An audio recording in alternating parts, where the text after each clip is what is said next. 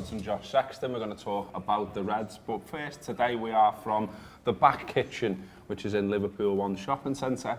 And you should get involved. It's a great cause, it's a great cafe. They've got some great scran here, great hot drinks and that kind of stuff. So if you're doing a bit of shopping, you want to help out a good cause, come here. More about what that cause is in a bit. Josh has already done an interview. Hardest working man at the Anfield rap and all that. But first, we're going to talk about the Reds last night. So you will have seen it. They beat Genk, however we're saying it, 4-1. And in many ways, I thought it was the absolute perfect way to get Man United out of the system. I know Klopp afterwards wasn't happy about some things, which he didn't go into great detail, but I think I can probably work out what some of those things are. But I think from the fans' perspective, from the players' perspective, the big thing was just bouncing back, getting a result, and in the end it was comfortable, and not only that, we got to see some fantastic goals as well. Yeah, absolutely. It was emphatic in the end, wasn't it, in terms of the scoreline? I think there were points in the game where maybe you'd have expected Liverpool to be a bit stronger than they were, but I think, you know, coming off the back of a performance like United, you're maybe not going to get that sort of bounce back performance straight away. A lot of changes as well. Exactly, yeah. It's just all about getting the result, and it was obviously a more attacking midfield, and I thought that showed at times that, you know, they just seem to cut through us at ease, which is you know, a problem, you know, in another game, but it's not a problem against a team like Genk. No disrespect to them, because Liverpool have got the sort of talent there to see the game through, and obviously they did in the end. And the goal after 2 minutes, the Chamberlain one, you just sort of think you're going to be in for a comfortable night from that point, aren't you? He almost just passes it into the net, and then the second one is second one's unbelievable. Stuff of dreams, isn't it? Yeah, the second one's unbelievable, and I've seen people saying, and it's right as well, that, you know, if it was a player like, you know, Messi or whatever, then you'd all be absolutely, you know, going mad about it. And just because it's one of ours, it's a bit like, well, it was good, but you know, he's got to do it more often. You know what I mean? There's some kind of like kicker to the statement. There's no kicker to the statement. It's brilliant vision, brilliantly executed. It also, as well, we're doing these questions now, aren't we? So I'm going to get that in before I forget it.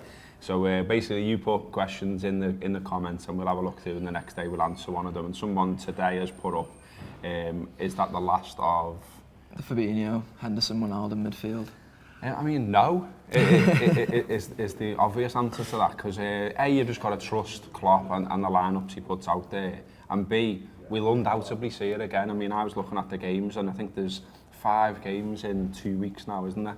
So, you know, he's going to have to rotate. He's going to have to rotate in midfield, because, you know, the amount of work that he expects them to get through, and I think that's what he was moaning about, by the way, is unbelievable. And, you know, the running sort of 10k, 15k, whatever it is, twice a week.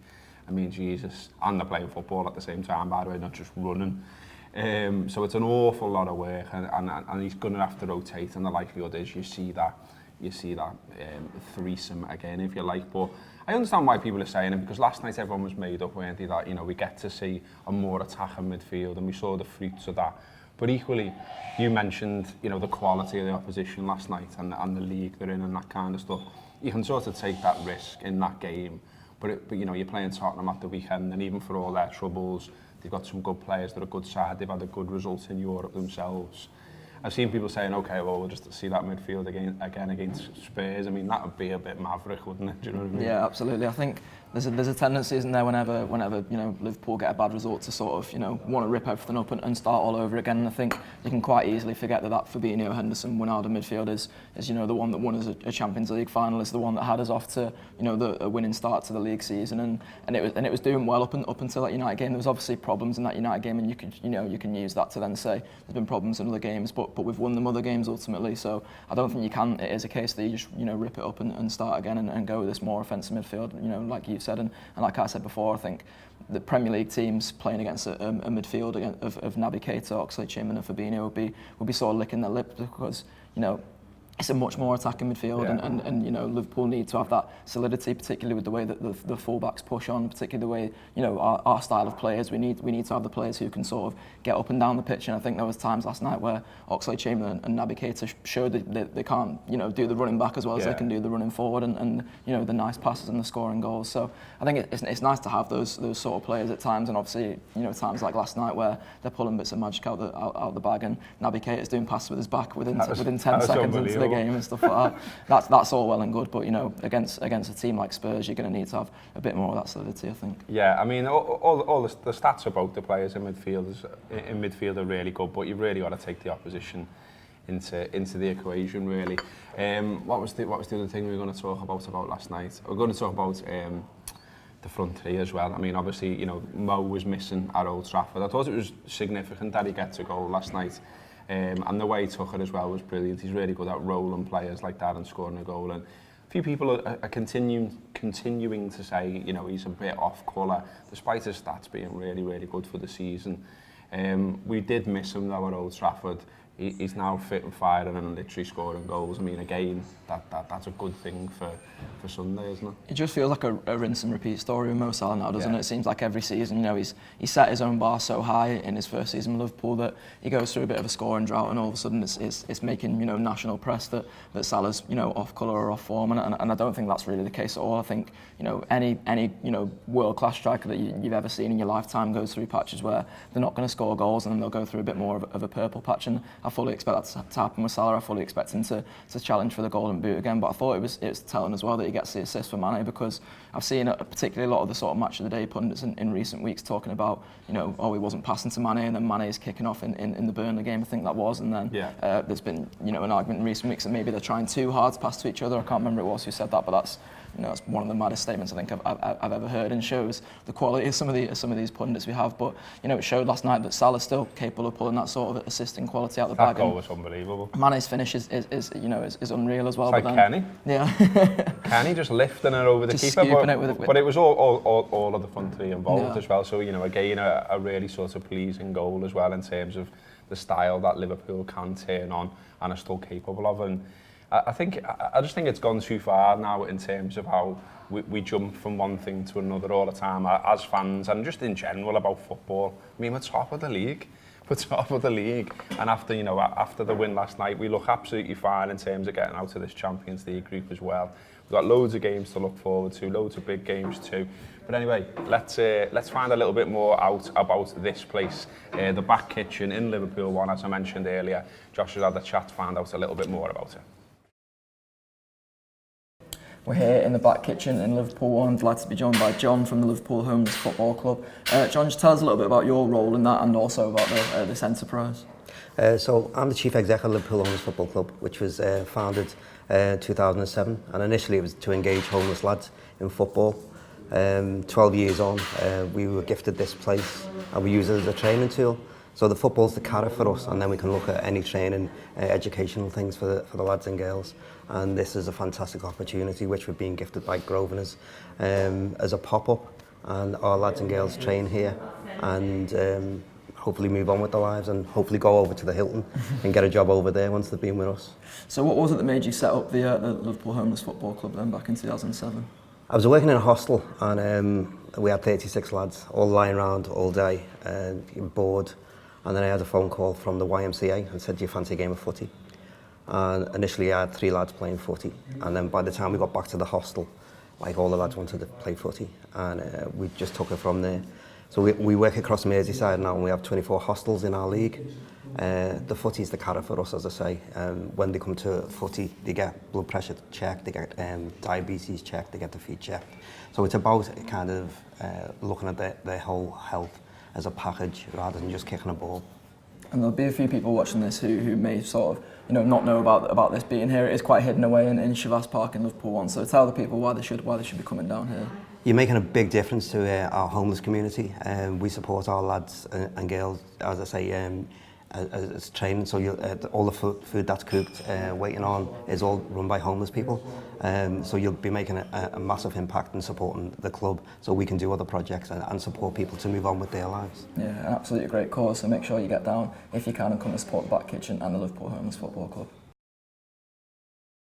Okay, so that's the back kitchen and that's where we are right now, and if you can get in here and support it, please do so, because as you can see, excellent cause, excellent work what they're doing here, and you know, it needs more support.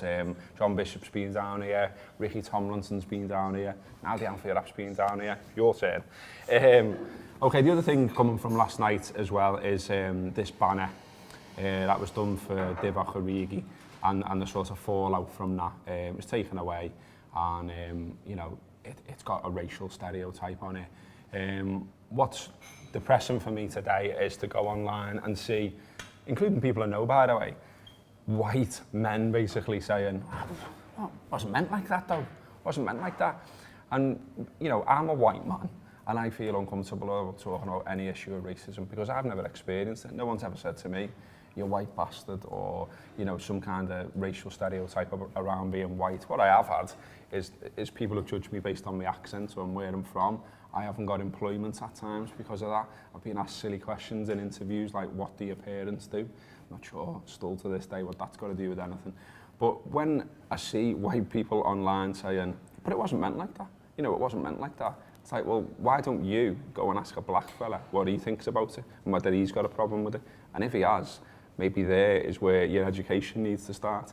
Because the Anfield App did a special on racism, and it's out there, it's free. Mo Stewart's on it, and he's just talking about his experience about being a football fan, going to a game, and in general just sort of experiencing casual racism. And he talks about this issue. He talks about the issue of people talking about black fellas having big cocks, and it's a stereotype. It's not funny, it's a stereotype, and it goes back all the way to slavery. It goes back to the idea of black people being beasts and some kind of a problem. And that's not something that I've had to grow up with, or you've got to grow up with, or probably the people who've made the banner have had to grow up with, and they haven't thought twice about it. They've just thought, it's quite funny, isn't it? It's a thing. Some people are saying it rhymes. It doesn't. Divock, big cock. It's a bit of a stretch, to be honest with you. And just because it's been kicking around before and not being pulled up as well, again, not really a reason, not really an excuse. It looks shit. At the moment, we're talking about racism in football a lot more than we have been lately. So that's another reason why it was really poor timing as well. And like I say, if you're a white fella and you think there's no problem in it, maybe ask around, maybe look into it, maybe read history. But it's disappointing, isn't it, the reaction? Like I say, I'm not defending the people who've made the banner. What I'm saying is, if they've grown up in an area like I have, that was 97% white, that had one black fella in a school of 850, then maybe they just haven't really thought about it, and to an extent that's understandable. But to then try and double down and defend it as well, nah, lads.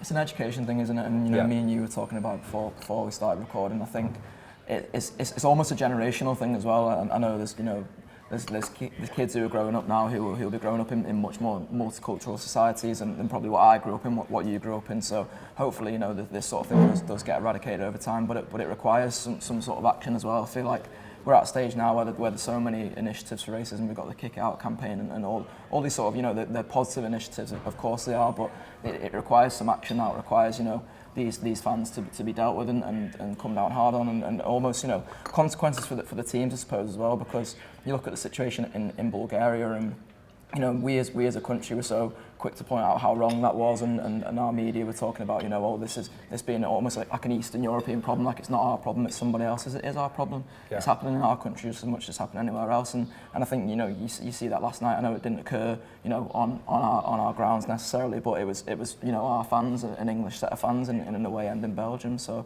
it's getting to the point now. I think this is probably the third Talking Reds I've done where we're confronting a racial issue. It's become the morning after a night of there being another racial issue, and you know, in 2019 you don't expect that to be the case. You think now is the time where, you know, we can start to actually kick this sort of thing out. It's tough to talk about, like I say, it's tough to talk about for me as a middle-aged white fella, but I want to do it. And everyone should do it, and let's move to a better place with it. I mean, well, what I think as well is, you know, you had the Lukaku song.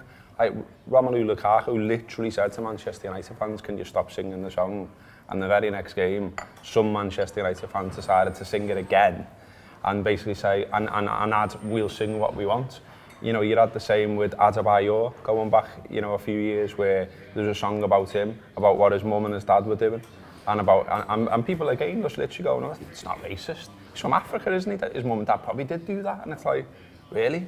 Mm-hmm. And I just think it's grim. Like, I mean, you know, I listened to a little bit of the podcast again with Mo before, because I knew we would obviously be talking about it, and you know, he says on that, you know, he's obviously been judged at loads of times literally by the colour of his skin. Before he's opened his mouth, you know, people are making judgments about him.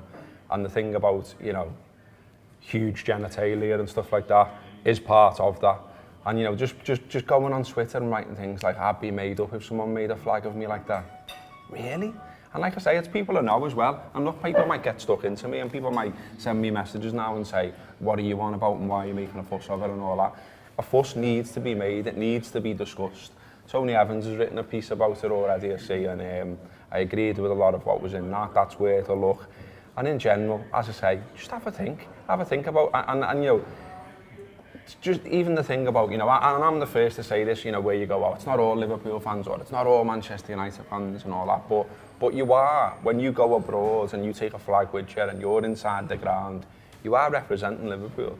You are representing Liverpool, and everyone today who doesn't support Liverpool will be doing that ridiculous thing where they talk about Scousers now in a certain manner, and it's not a positive manner.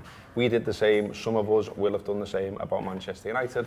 Some of us will have done the same about Arsenal fans with the Adebayor thing, etc., etc., etc.